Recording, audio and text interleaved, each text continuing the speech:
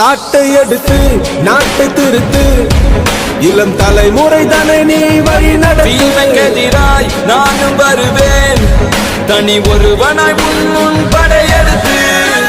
ஒரு நாள் இல்லை ஒரு நாள் இந்த உலகம் அழியும் தோழா, அது நாள் வரும் முன்னே உன்னை வென்று முடிப்பேன். தனி ஒருவன் நினைத்து விட்டால் இந்த உலகத்தில் தடைகள் இல்லை.